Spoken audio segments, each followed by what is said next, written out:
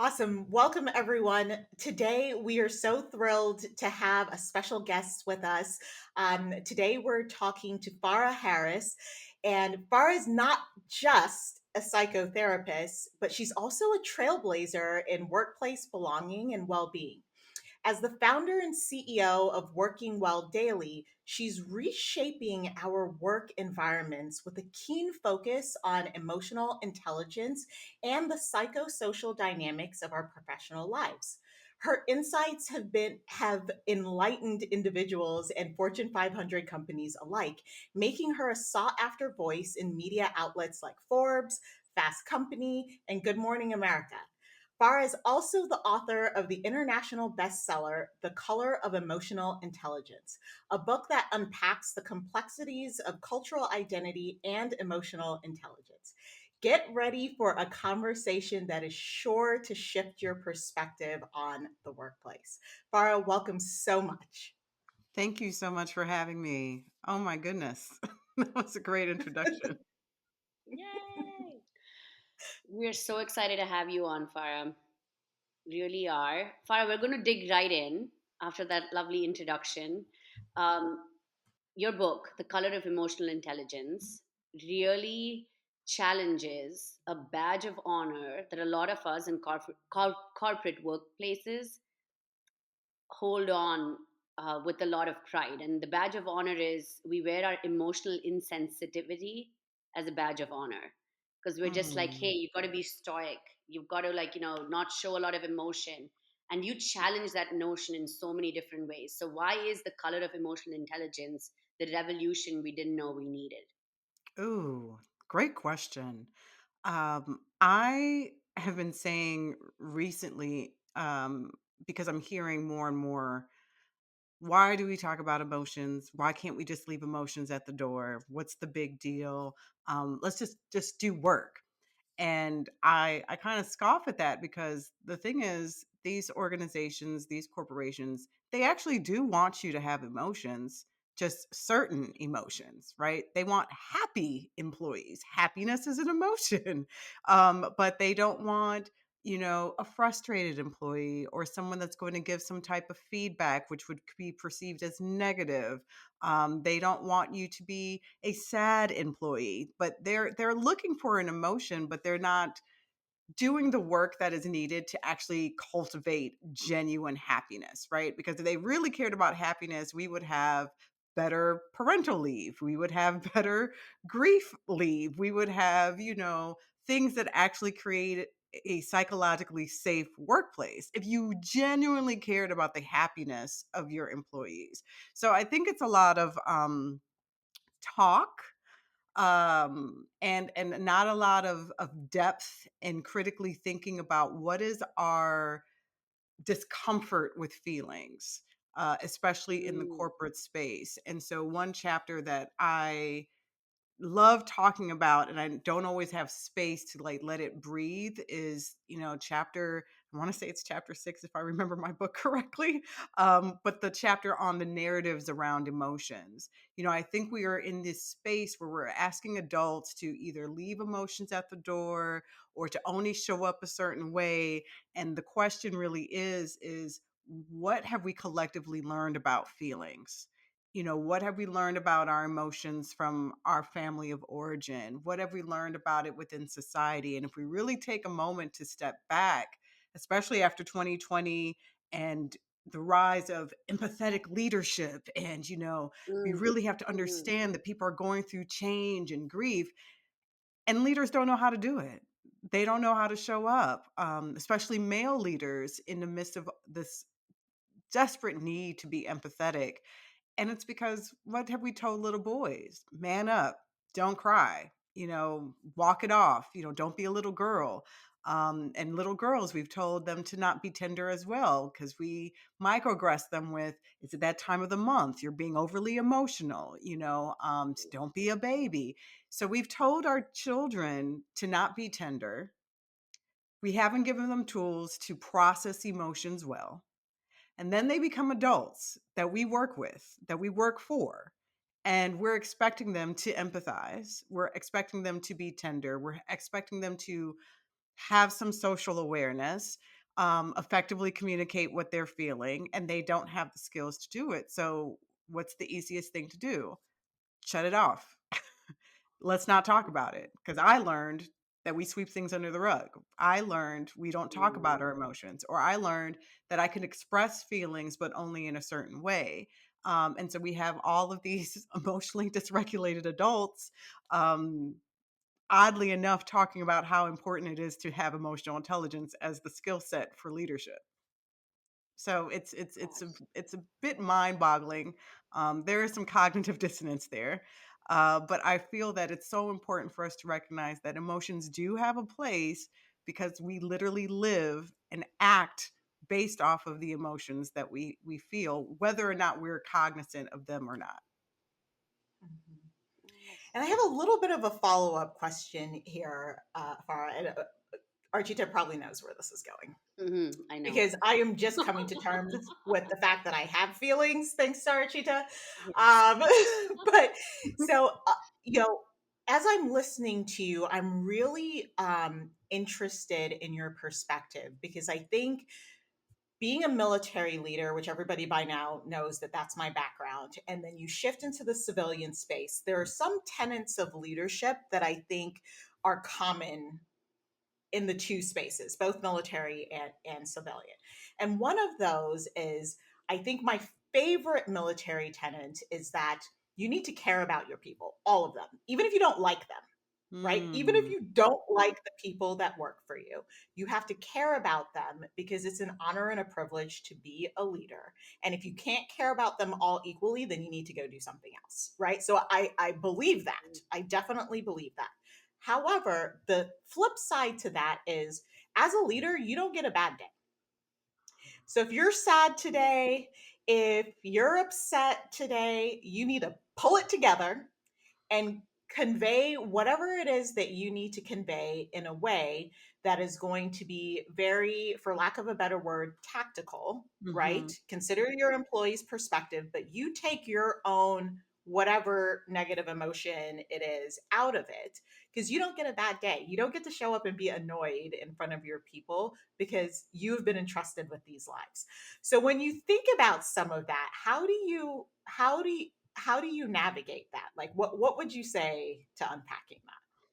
Yeah. So first, I do want to challenge a Yes. couple of things Yeah, you said Please Archie, there. you can't do. face it. Please do. Because my answer was going to be like, girl, it depends. Make space.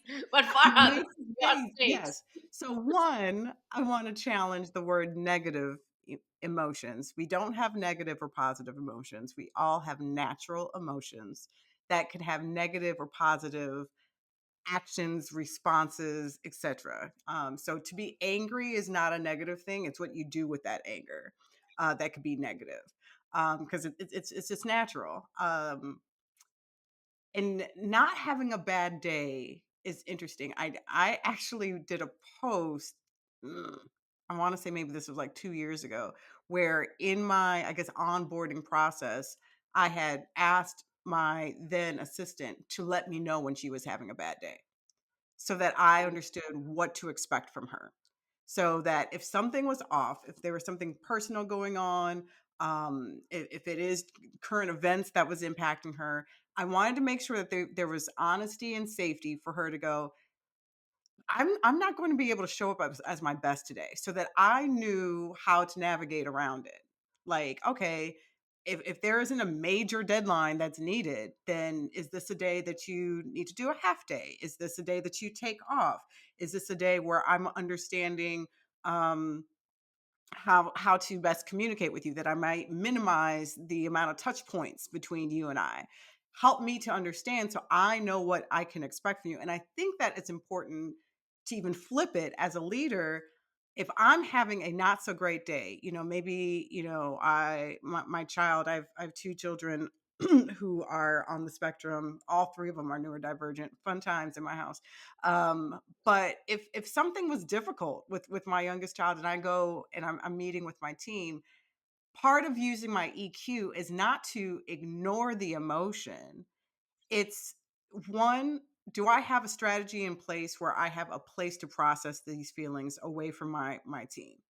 So is that with a therapist? Is that with a friend? Is that with another co-leader? Do I have a space so that I can release the emotions, right? Because they're going to pop up if we try to um, kind of squelch them in. They're just going to pop up any way in any shape and form, because it's like, hey, we're here. Stop ignoring us. Um, if you, along with having a place to process, part of using our EQ is relationship management, which is effective communication. How can you effectively communicate with your team? Hey, I know we need to do this right now. I'm have some personal matters. Can you give me 15 minutes? So I give the example of me being hangry. I'm a walking Snickers commercial. Sugar goes low, so does the EQ, right? So I give the example of my kids, quote unquote, nagging me in the morning before I eat. And I'm looking at them like, yo, leave me alone. That's not necessarily the best behavior, right? And so I practice the social awareness, going like, I'm looking at these little cute faces who are looking at me confused, like, why is mommy being so mean? Maybe they're even looking at me with some fear, depending on my tone, right? And so I have to slow down and practice the pause and go, what is it that I need right now? And it's like, oh, I'm hungry. This is why I'm irritable. Okay, how do I communicate that to minimize conflict with these kids?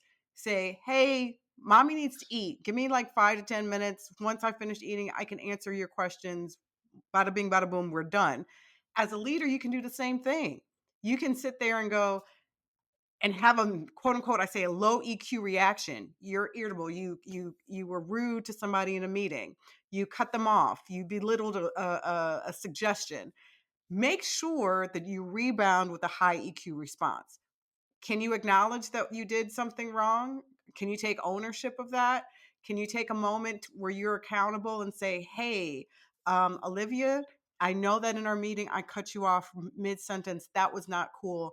I'm going through some things right now, and I just want you to know that it has nothing to do with you. I apologize. And what's even better, you model that in the next meeting, going like, hey, in our yesterday's meeting, I cut Olivia off and it wasn't her fault. It had nothing to do with her. It was personal matters. Your team will now look at you and go, one, you're human. Two, they'll increase trust with you because they go, wow, I have a leader who's modeling what it looks like to apologize, to hold themselves accountable, who has this level of self awareness. And so to have high EQ doesn't mean that you always get it right. It means that you write what you get wrong. Mm. I couldn't love that answer anymore because I think the two philosophies are very similar. I think when military leaders say you don't get a bad day, it means that your people aren't responsible for your emotions, you are.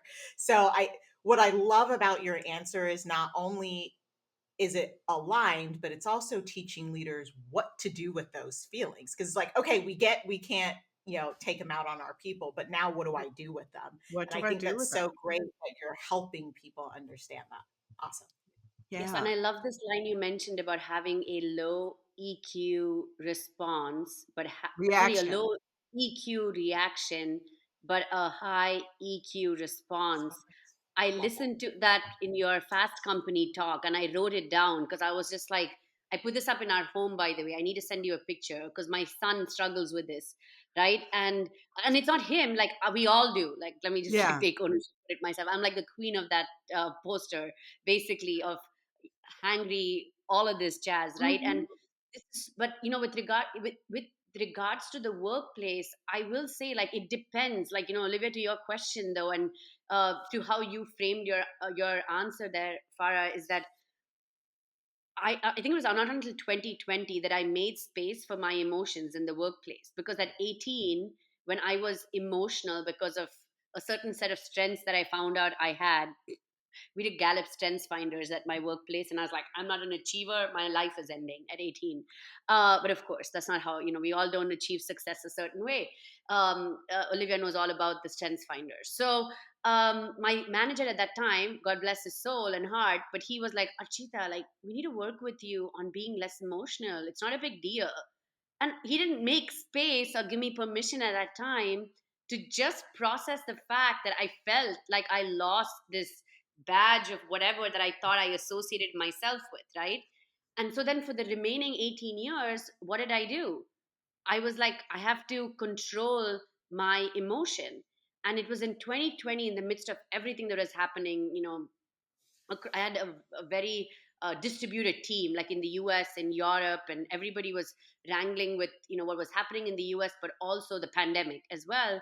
My team came to me, and one of them said, "Archita, how are you doing it? Like, why do you just, how are you just doing things? Like, you're just going at it." And we brought a product to market in 2 weeks, and it usually takes us 18 months to 7 years to get a bed like this, but because of the pandemic, and through all of this, right, working 18 hours, I just had my third kid. And I was like, "What are you talking about, Michael? Like, I was on the couch last night and I was like, blah, blah, blah, blah, blah, blah, all of this." And he's like, "The team needs to hear this, girl. Like, they don't know that you are processing this because you're showing up all like buttoned up in these Mhm. meetings and going like 800 miles. And they just are like, how are you doing it when they are not even able to turn the computer on in the morning?" And I was like, "Oh my gosh, I just didn't think I it was okay for me to make space for myself because I was continuously giving y'all the space y'all needed." But they needed to see, and I don't like to use the word vulnerability because people just like bastardize that word a lot, like especially white men towards women, like with regards to be more vulnerable. Okay, you know what that means. Sorry, I love you all, but still, don't use that way. My monologue continues. But the reality is that if as leaders, I would say that it depends on how and when you choose to make space for your emotions. And the more you do it, the more the team recognizes that they are allowed to also process their emotions in a safe space, uh, to be like, "Achita, today I do not want to give an update on this. Is this okay? Because blah blah, whatever it is." So I feel like it's not about the vulnerability about of it alone. It is about giving yourself permission to Hmm. feel those emotions with your team or talk through it as well, and not requiring to come up all put together all the time. Yeah. And I want to highlight too, because everyone's different, right? Because if we go back to like the whole family of origin, not everybody feels necessarily comfortable emoting in real time True, with true. people. And so what we want leaders to understand is you don't have to emote with your team, but you do need to have a level of self-awareness and emotional awareness that you can at least effectively communicate what you are feeling. Do you know what I'm saying? Because some Mm, people are out mm, of control with their feelings, that if they're angry, if they're sad or whatever, you're seeing all the tears. You're feeling all the wow, tension. No, that mm, is not what I'm no. telling you to do. It's being able to go like, I'm angry. I took some time to self-regulate, meaning I journaled, I talked to a friend, I went for a walk, I listened to some music. That doesn't mean that the anger has gone away. It just means now it's not as potent, it's not as explosive. I have Mm, regulated and managed it. So now I can have a conversation and say, Archita, I'm in an angry place right now, but I can do it from this place of effective mm, communication. I'm not letting you feel the anger. I'm not letting it fall on you. I think about the time when, and I shared in my book when I was tokenized by a client. mm, And in the conversation where I'm giving them feedback as to this is how you tokenized me in the situation, there was one woman who was like, "Oh, Farah, thank you so much, and you're so brave and you're so," and I was like, "No, stop. This has nothing to do with bravery. I've had time to regulate myself. I don't want you to see me so collected that you're missing the fact that I was in emotional pain last week, having to process the fact that a client that I enjoy working with literally hurt me by choosing to tokenize me for whatever event that they were doing, and just slowing the conversation down, like, just because you don't see tears, just because I'm not raising my voice, does not mean that I am not upset, I'm not angry, I'm not saddened. I just can articulate these emotions without having to emote them all on you, because I've given myself space and time to feel my feelings so that we can actually talk about facts right now. And I think Mm, that's where people struggle with their EQ, is that they're just like, I want them to know I'm angry. Like, I want them to know that they hurt me. And it's like, mm, well, when that happens, people get distracted by what they're seeing and they don't hear you. And the thing is, you mm. want to be heard in the moment, but all they're hearing is the tone of voice, and all they're seeing is the tears. And so I always encourage people, especially when, I'm working with clients, I'm like, make sure you've done your work before you go and you challenge somebody, or are trying to get them to be accountable. Sometimes they aren't going to be accountable for what they've done. But if you're a woman that's been aggressed, if you're a black person who's been aggressed, if you're a person of disabilities, whatever experience that we have, especially in the workplace, where we're like, that was hurtful, process first, then go to the conversation, because otherwise it's not going to be fruitful. This is such an important topic, and I feel like we could spend the entire time talking about it. And it was so beautifully said. But on the heels of, I think, learning how after you've been hurt to articulate yourself, I want to shift us real quickly to something that a lot of us are very familiar with. And it's this idea of masking and code switching. Okay. Hmm. So those are terms that I know I can only speak for the communities I belong to, but resonate so much in the Black community, especially and like you, Farah, I'm from the Caribbean, I'm Jamaican. So it's like code switching from my Jamaican roots to American, and then from being American to specifically being Black in America, and how we switch depending on our audience. Can you talk about how code switching and masking, um, this whole process is often shrouded in silence, right? A lot Mm, of our majority friends have no idea what we're talking about or that we even do this, right? mhm. And can you talk about the emotional toll, right? The work that you Yeah. just mentioned, the emotional toll that it takes on the individual to survive kind of these mechanisms that we feel are necessary for our own survival in the workplace. Yeah. Ooh, heavy question. But Yes.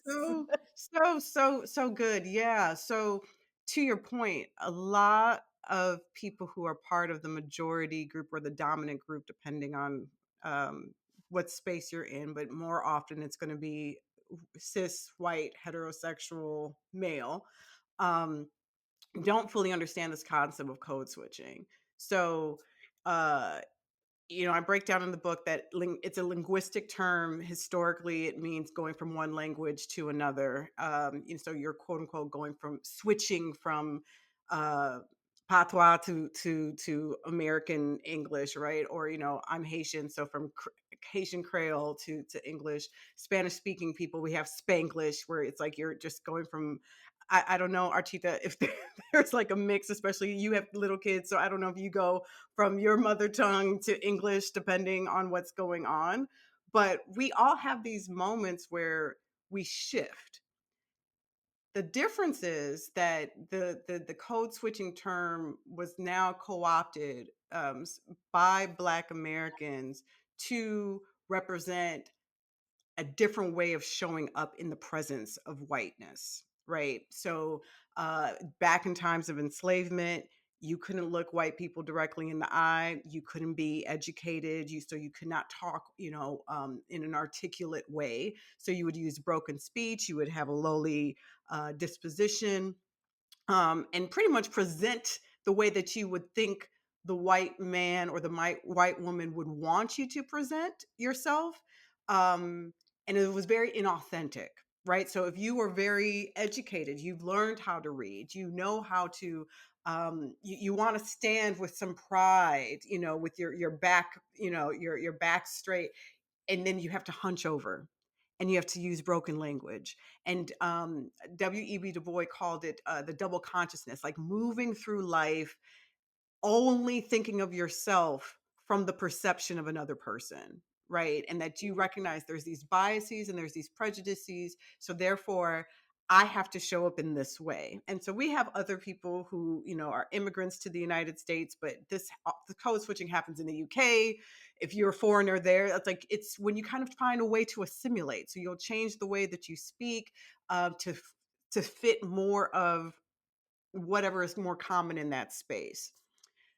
Masking, as a clinician, I started to recognize, I was like, I think this is actually what we are doing more so. It's not just a changing from Ebonics or African American vernacular English to quote unquote the King's English. It is I say in my book, a dysfunctional version of yourself to create a functional relationship in these spaces where I'm hiding, right? Masking, I'm putting on a mask of who I really am, what is natural to me, what I feel more comfortable with. I know we've seen the funny memes or reels or videos where someone looks all great, they get in their car and it's just like done with work and she pull off her wig, right? And it's like, then you see her natural hair and it's like, wait, what happened? What's going on? It was just like, plus I know that in my job, I can't wear my hair in its natural state. I may get discriminated against. We may also call it the customer service voice, right? All of a sudden I'm talking to Olivia in this manner. And I've raised Mm. my tone a couple of notches and my cadence changes a little bit, knowing darn well that's not how I talk, right? And so it's these things that we do that on the outside we're like, what's the big deal? You're assimilating. But when we're not able to be who we are genuinely, it's going to weigh on us in a psychological way, in an emotional way, where we'll disassociate so much throughout the day from who we really are that it causes symptoms of depression, anxiety. To your point earlier, it's mostly a survival tactic, right? So if I talk in this way, I had one gentleman say in one of my trainings that he turns his gay down at work, and so he lowers puts more bass in his voice to not appear too gay, because I don't want to, and it wasn't to offend, but I don't want to make anybody uncomfortable. I don't want to miss out on opportunities because I understand the stereotype or the biases towards certain gay, men. It's taxing. It's emotionally taxing. It's tiring to always go, okay, how do they want me to be today? What mask do I got to put on today? I got to wear this uniform, and then when you get home, unfortunately, we're so emotionally exhausted that we aren't able to practice high EQ with the very people we love, because we've like kept it together at work for so long or within the school or whatever, that we get home and we give them the worst of ourselves because we're tired, we're broken, we're exhausted. And so that whole, oh, let me be patient with my partner as they talk to me, or let me engage with my kids. You're like, no, I've been wearing this mask all day. I want to take off the costume. I just want to just be. And in that process, we've unfortunately have harmed the relationships that we actually care about, because we're trying to practice the social awareness so much at work, and we've kind of lost our self-awareness. I'm hurt because they just said a racist comment and I just got to smile. I'm hurt because they just said something misogynist, but I'm going to just grit through my teeth and keep it moving. And then we get home and all that hurts gets displaced and we push it on to the people that we care about and love. And so I challenge in the book to practice EQs not as a survival tool, but to use it as a form of self-care, so that we can recognize, no, I'm going to honor these emotions. I'm going to find ways to regulate the emotions. I'm going to make sure that if I can effectively communicate the harm that was just done to me to the person that aggressed me, I will do that. Now, granted, I understand not every place is a safe place to do that. If you can't do that within the workplace, still make sure that you are processing the pain and honoring and acknowledging that what you've gone through is not um, beneficial, not kind, not good, and do that in, having your safe space, the girlfriend, the therapist, the journal, so that you get it out and that you acknowledge that what you experienced was just unkind and or inhumane, and that you do deserve space to be able to call it out.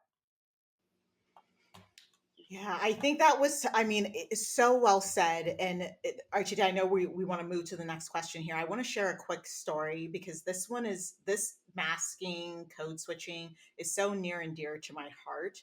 I have so many examples of this in my own journey. And I would offer our audience this perspective.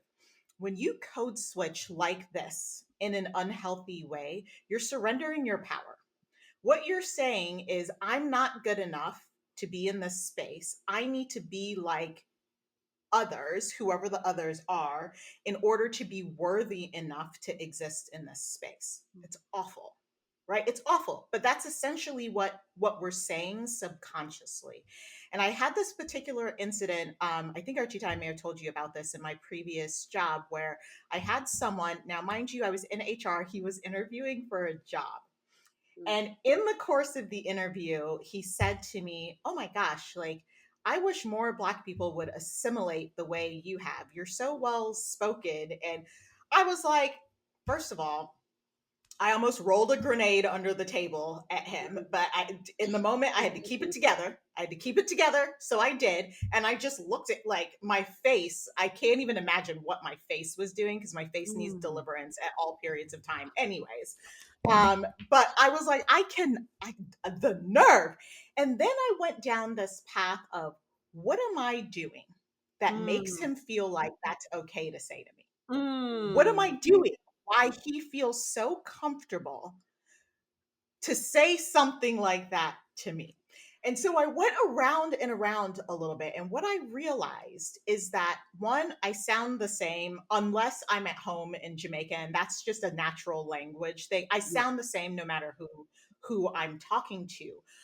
But it's so important. I think you ended with this. If you are in a space where you cannot show up as your authentic self, and you're worried about what you're doing with your hair, and you're worried about the inflection in your voice, and you're worried about all of these things that are literally stripping you of your authenticity, do yourself a favor and find another space. And it doesn't have to be immediate. It, like, you mhm, have to be strategic, especially if you're lower down the chain with how you shift, but don't sit in these environments that rob you of your humanity just so that you can collect a paycheck, please. And if you need help transitioning, that is what Archita and I are here for. Come talk to us. We will help you figure it out. Do not sit in this, because to Farah's point, the damage is so severe and you may not realize the damage for years to come. yeah. So save yourself. Do something. Yeah. yeah. Yeah, and I think what's so sad is that, to your point, you start doing the mental gymnastics. Like, what am I doing what to make them feel comfortable to say that? And sometimes it's just the audacity of caucasity, right? It's just like, it had nothing to do with you. It is Mm, everything to do with, oh, I like the way you show up, because in my mind, he already had his bias towards you. And maybe because you didn't talk in a way that he assumed you would speak, and maybe you were dressed in a way he assumed you would be dressed as, that now you're not like the others. You fit into the box that I've created for you. And it's just like, the grenade is funny. It's like, I'm not going to blow up your spot right now, but like, damn, you are so lacking awareness that you would say something so harmful. And again, doing this whole us versus them kind of a thing. Like, those Black people need to assimilate like you so that I can feel comfortable. And so I think about, my husband worked with this one woman who was Jamaican, and just being a fellow islander, we can be very spicy. We can be very animated. And when we get excited about something, we can be, the inflection comes up or whatever. And I've yet to write an article. It's there in the back of my mind. I'm like, one day we will get this written, but just about the emotional intelligence in that cultural, that cultural EQ, right? And that there are these assumptions.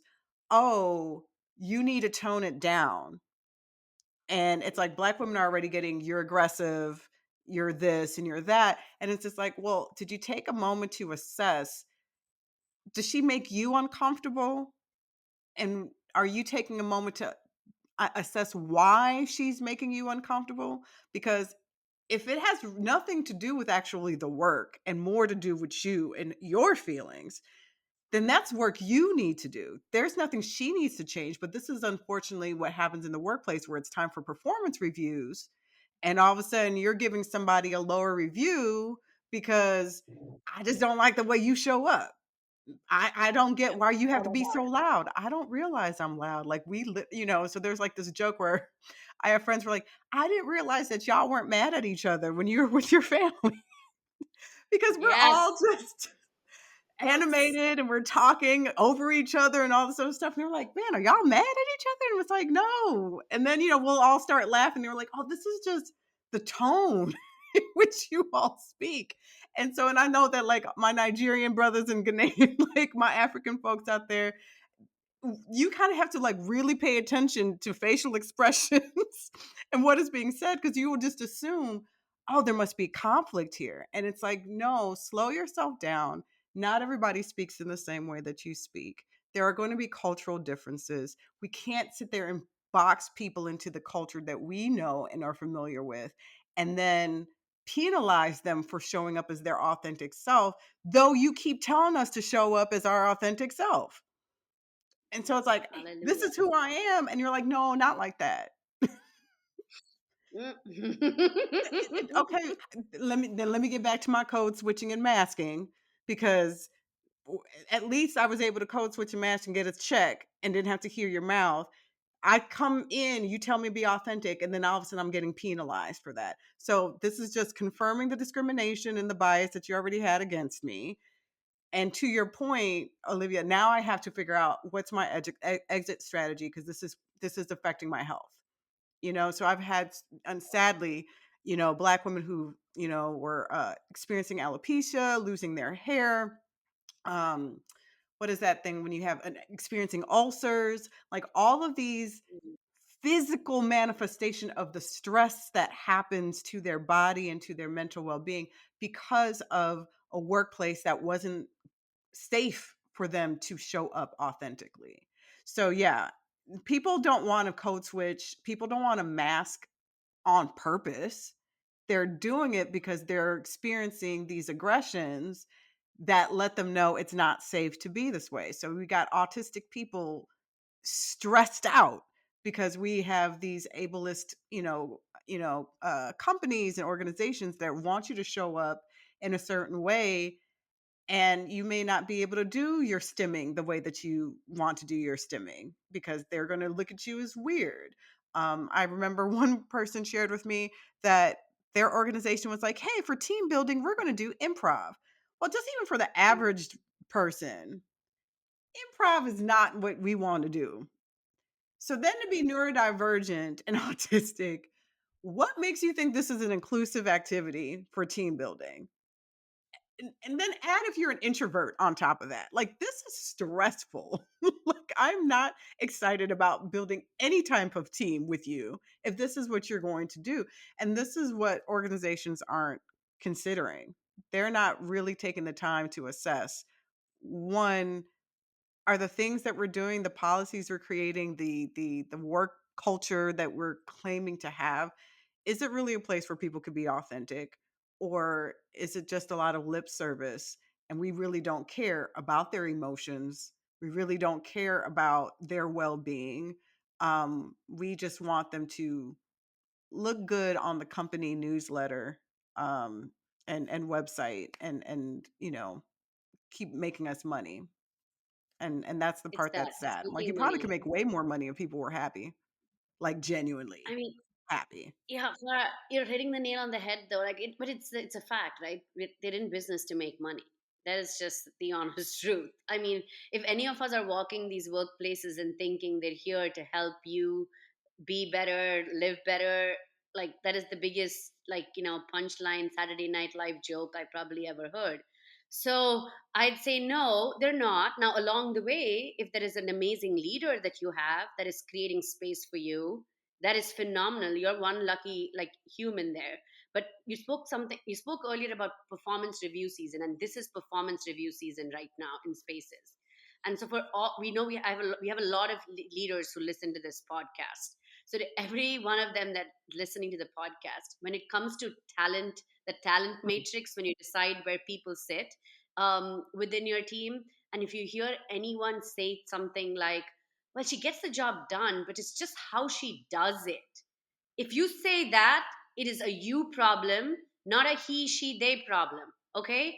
So I'm going to repeat it. If you say, oh, she's always getting things done, of course, she over delivers, she's exceeding expectations. mm, But you know what I mean, Stuart? It's just like how she mm, did it. Like, it's just not bringing people together. Stop, mm, check yourself, because you are literally derailing. You are responsible as a leader for the career yeah, of this human being in a lot of ways before this human being mm, will eventually realize it's time to leave this dang workplace. But check yourself right there, because it is so critical that if you're that you're saying this and it's for someone else who's in that room, call them out. Please call them yeah, out. Are they yeah, getting the job done? Fabulous. How is it making you feel? That is not my concern right now. Are they getting the dang job done? Period. She is a superstar. Let's go yeah, talk about what we need to do to help her. yeah, Archita, as an HR leader, this makes me want to like flip my desk over and be like, seriously. And it happens, All the Farah. time. It happens every talent review. Yes. It happens every performance review. And I will mm, say this, on top of Archita's challenge, to my fellow HR peeps out there, do your mm, job. Yes. Do mm, your job. Okay. Your job is supposed to be the voice of reason in these conversations. And a lot of us have such low courage. It's a courage issue. It's not because we don't know that it's wrong. It's a Mm. courage issue to speak up in the moment and say, you're saying this about the, and it's always a woman. It's It's always always a a woman. freaking woman. Always. You're saying this about this woman, but we just went through 15 men that haven't done anything. And you're like, oh my God, this person's going to be amazing. Based on what, homie? Like, based on what? Right? So, to my fellow HR peeps, do your job. Do Yep. your job. mm, That's my mm, piece. I love that. And I want to yeah, actually speak a little bit, Farah, because this you know, this part about doing your job and about showing up as your authentic self, gosh, that just makes me want to throw up a little bit, because that just does not happen. Like, I don't know, mm, like, we create spaces that help you show up as an authentic self. Like, who's showing up as an authentic mm. self? Like, geez, these No, because American we don't have people. models. We don't No. have models of that. We don't have leaders showing up as their authentic self. And part of it, I want to give grace to leaders in the fact that how they grew up understanding leadership is not necessarily the world that we live in now. And so there are these expectations for their role now that they did not have before. And so I can understand that the expectation of who and what a leader is probably not what you thought 10 years ago, 15 years ago, etc. At the same time, do your work. Do your work to understand, okay, the workplace, the landscape has changed. Where I'm not saying change you, but is Mm, this is a perfect time to do a self audit and go, how do I want to show up as a leader? What does leadership look like to me? Where did I learn a leadership style from? Your parent, a previous boss, whatever.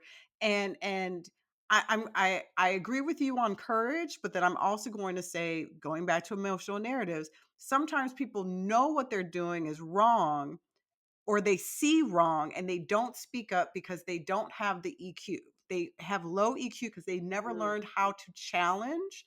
They didn't know how to deal with conflict. And so they may on the side talk to the woman like, yeah, I really didn't agree with what Bill said about you, but they're not going to say it in the moment because they don't have the mm, skills to challenge other people. And the thing is too, if you're getting to performance reviews and there's the word TOO before anything, there's a bias there. To this, mm, to that, to no, that's you, playa. Like, you got an mm. issue. You think this person is too whatever.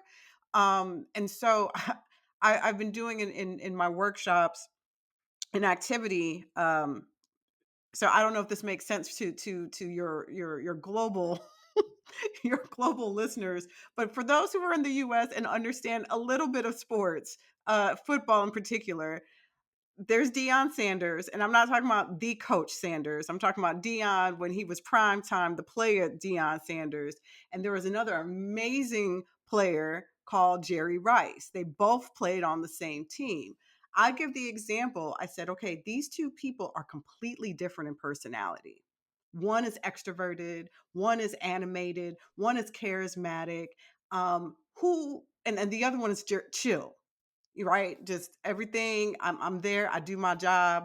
Hall of Famer, right? Excellent player. I said, but when you look at this picture, who are you drawn to? And usually people in the room are letting me know. Oh, well, Dion, because he's this and he's that. I said, but they're putting up the same numbers. When it's time for a review, say these are two people on your team, and it's time for a review, what do you do? Are you going to give goes above and beyond or whatever for this person because you like them? Mm, And then this other person who's doing just as much but doesn't have the showmanship, they're going to get a 3 instead of a 5, even though they're giving 5 level work. And so just I want people to really slow down. And again, your emotions are at play. These emotions that you claim don't come to the workplace, they're there when you're doing your performance review.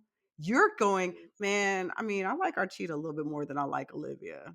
Like she's just more personable, you know? So I'll give her mm, a little extra because she's personable because I connect mm, with her. Ain't got nothing about you connecting with nobody. It's about are they doing their job? And I can understand if they're causing harm, that's something else. But if they're mhm, doing their job and they're doing their job well, they're easy to work with, but maybe they don't go to every happy hour with you. Maybe they're mm, not staying long hours like Johnny does, but they're doing their work. Why do they get penalized because of your emotions? Because mm, you don't feel connected or you don't think they're fun or you don't like them or you think they're too loud or too this. So, yes, to the leaders who are listening, check yourself, my label for the self-regulation part of the EQ skills, the wise words of the prophet what you call it, Ice Cube, the check yourself before you wreck yourself. Check I yourself. need you to check yourself while you're doing your performance review and go, why am I giving this person this level of feedback? And is it feedback or is it my opinion? Because there's a Yes, difference there love it. too. This is such a great. We're over time. Can I just take five? Can we take 5 more minutes, Farah, of your time? Yes. Okay. Because Yes. there's so many more, but I want to bring us home with this one question, and then I'm going to request Olivia, like after you share your piece, to kind of close us. Because God, I feel like we need to have 3 more sessions here because it's just like we've like touched the tip of the iceberg. But this is a really important one. So in this day and age where when our boundaries are vital, yet they're constantly overstepped, and in an age where our lives are an open book, right? Because we're like, hey, let's be authentic, like let's just put all our cards out on the table. We're friends with everyone on Facebook, everyone's following us on Instagram, and then it's gosh darn LinkedIn, right? How do we reclaim our pages of that open book so we ensure our boundaries Ooh. stay? Y'all been putting some little poetry in some of the stuff that y'all say on here. I really peep that. I love how y'all play with words. How do we reclaim our pages? I love that. Okay.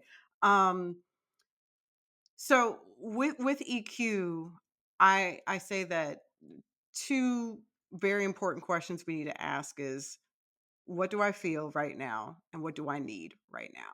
Right. So maybe at some point social media became an open book because you were just, oh, this is fun. I'm creating connection and whatever. And then you start seeing your feed and you're getting irritated or you're being triggered or you're being something is coming up for you and you realize I don't necessarily enjoy being on here as much, or there are people who are asking and demanding of you because maybe you are a thought leader of a certain space and you didn't say anything about this topic.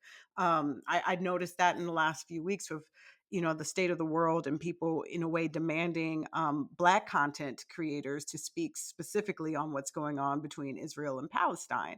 Um, Mm, but haven't said anything about what's going on in Congo.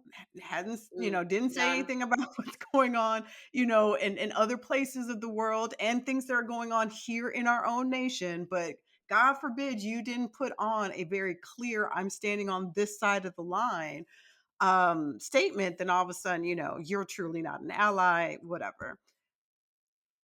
It's one of those things where we can always reclaim.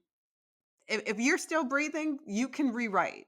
There you can control alt delete whatever you need to do. So it's like, ah, like I have a girlfriend right now. She's like, where I am spiritually, I realize I don't need to be connected to all these people. And she's literally been doing a social media purge. She's going through her Instagram and was like, I'm disconnecting from all these people. I no longer follow them. I'm not, because sometimes we get into the vanity metrics, right? It's like, oh, I need to have this many followers so people can know I'm important. But if it's grieving you, if it's not serving you well, um, in social media, there's already what you call it, research that shows and proves that our anxiety and depression levels actually increase, and that's without the world being hot garbage on a summer's day. That's just Mm, general stuff, right? Where because everybody has the filter, so now you're trying to be as pretty as this person, having no clue that they have a filter on, right? And it's like, oh, she's mm, always mm, so put together. Yeah, thanks to AI. Like, like this is not natural. Or people are only showing you a curated version of their life, and so it's like, man, it always seems like they're doing so many things with their kids or whatever. Like we're constantly judging ourselves. We were not meant to have so much access to everybody else in such a short mm, amount of time. It's so unhealthy. So, if today you're feeling overwhelmed by social media, ask yourself, how does this platform make me feel? And what is it that I need? Who who keeps me coming back to LinkedIn? Who keeps me coming back to Instagram? Maybe Instagram is not where you do any of your like real connection. Maybe that's where you just like watching cats. Like, or maybe you like watching, people. I started to follow so many plant people, Olivia. So I was like, I'm My going to follow these people. market You know friends. what I'm saying? Like maybe it's like it's for hobbies. Like you follow that. Maybe it's people who enjoy doing cooking. Find out what you want these places to be. You can curate that yourself and go like, Instagram is for my scrolling to learn about, home cooked meals for toddlers, whatever. LinkedIn, I'm going to follow these particular LinkedIn accounts because I feel like they actually help me become a better person, whether in leadership, maybe more knowledgeable about what's going on in the world, whatever it is. Facebook, I don't know who really still is on Facebook, but Facebook could be just to being connected with your cousin in Tanzania. Like, I don't know. And then whoever's on X still, I try to go back, but it's not the same. So like that energy on Twitter is so different. But I think sometimes we feel like we're stuck with what we have. You can do a purge, you can cleanse it, you can start over, you can make a decision to get off for a certain amount of time. Maybe you don't need to be on there every single day. Maybe you go like Monday, Wednesday, and Fridays when I'm going to get on social media. The rest of the week, I'm going to be in real life with real people and doing a lot of offline, connection. But it is an EQ question. I think sometimes we don't slow ourselves down enough to go, this is making me feel some kind of way. This is making me feel tender, or this is making me feel angry, or the state of the world is making me sad, and everything I'm getting on social media has to do with what's going on in the world. That's impacting your mental health. So shut it off, shut it down, delete some people, unfollow, mute. Sometimes you can't unfollow because people be like, hey, you no longer mute them. There's a way that you can, like see less from this page. Like there's ways that we have filters on all of these social media channels that we can make it what we want it to be for us. Farah, I can't even explain how amazing this has been. And I think one of the core things that we tell people all the time is everything starts and ends with you.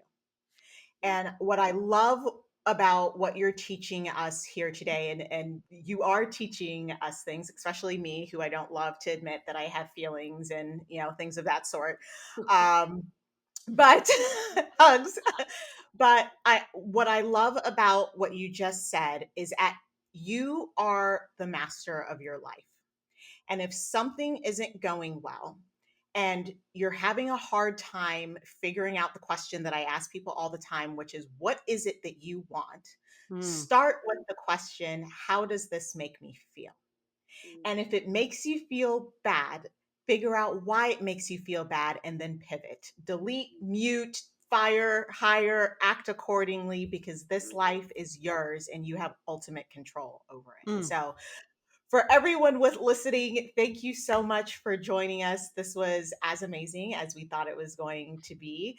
And if you want to hear more, please follow Farah Harris on LinkedIn. Also, go pick up a copy of her book, The Color of Emotional Intelligence. We'll all grab a copy of that because I think we all can learn something about dealing with our emotions here. And if you are at the point where you're like, dealt with my emotions, figured out this place is not for me, I need help making a career change, come see Archita and I. Visit our website. We've got tools, we've got master classes, we've got coaching programs to help you on your journey. So thanks again for spending some time with us. Take care of yourself and take care of each other. Thank you, Farah. We really appreciate you on the Embracing Only podcast. Thank you so much. This was such a pleasure.